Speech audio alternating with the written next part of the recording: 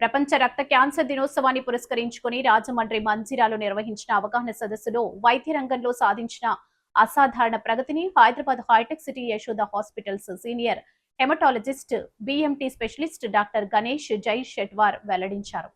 ఈ సందర్భంగా ఆయన మీడియాతో మాట్లాడుతూ ఒకప్పుడు ప్రాణాంతకంగా భావించిన రక్త క్యాన్సర్ నేడు వైద్యశాస్త్ర సాంకేతికతో పూర్తిగా నయం చేయగల వ్యాధిగా మారిందని, 5 సంవత్సరాల క్రితం తీవ్రమైన రక్త క్యాన్సర్తో బాధపడిన 18 ఏళ్ల ఉమాగంగాధర్ అనే యువకుడికి సగం జన్యువు మాత్రమే సరిపోలినప్పటికీ అత్యంత సంక్లిష్టమైన హాప్లోయిడెంటికల్ ఎముక మధ్య మార్పిడి చికిత్సను విజయవంతంగా పూర్తి చేసినట్టు వివరించారు.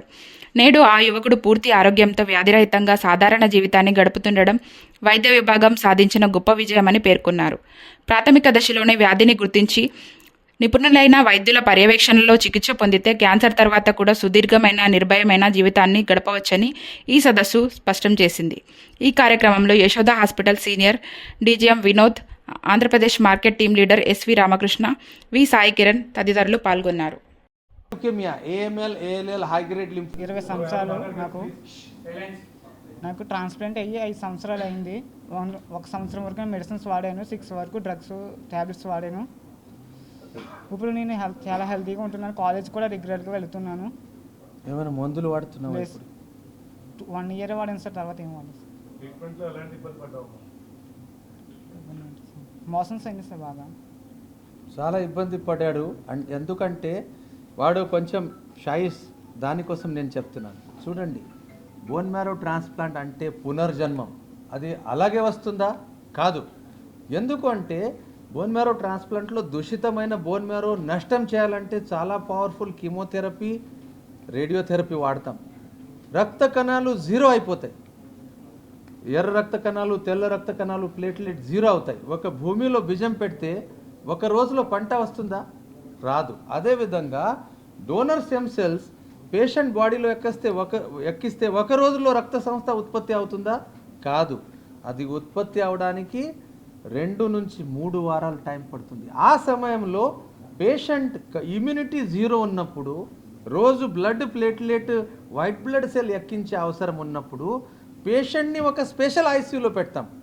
ఆ ఐసీయూకి పేరు బోన్ మ్యారో ట్రాన్స్ప్లాంట్ యూనిట్.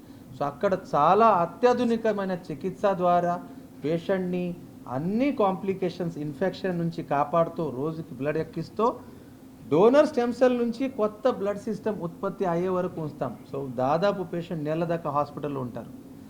ఆ నెల దాకా ఈ టీం వర్క్, పేషెంట్, వాళ్ళ family members, doctor and medical team అందరూ కలిపి సమానంగా టీం వర్క్ చేసి ఇలాంటి చికిత్సలు సాధ్యం చేయొచ్చు. ఈ చికిత్సలో డాక్టర్ ఒక్కరే ఉండరు. డాక్టర్తో సహా హాస్పిటల్ ఇన్ఫ్రాస్ట్రక్చర్, రైట్?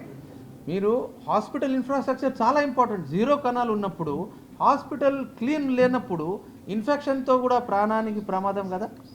సో దానివల్ల ప్రస్తుతానికి మన రాజమండ్రి శహరంలో బోన్ మ్యారో ట్రాన్స్ప్లాంట్ చికిత్స అవైలబుల్ లేదు.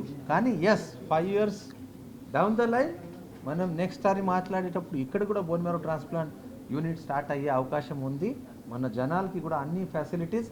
ఒక ఉదాహరణ చెప్తాను. నేను ఎంబీబీఎస్ చదివేటప్పుడు ఈ క్యాత్ ల్యాబ్, యాంజియోప్లాస్టీ చేసే క్యాత్ ల్యాబ్స్ స్టేట్కి ఒకటి ఉండేది. మన మొత్తం జాయింట్ ఆంధ్రప్రదేశ్లో, తెలంగాణ ఆంధ్రప్రదేశ్ కలిపి జాయింట్ ఆన్స్వాయిల్ ఆంధ్రప్రదేశ్లో హైదరాబాద్లో మాత్రమే క్యాత్ ల్యాబ్ ఉండేది. ఇప్పుడు అన్ని చోట్ల, రాజమండ్రిలో కూడా ఎన్ని క్యాత్ ల్యాబ్ ఉన్నాయి? 10 కన్నా ఎక్కువగా క్యాత్ ల్యాబ్స్ ఉన్నాయి, రైట్?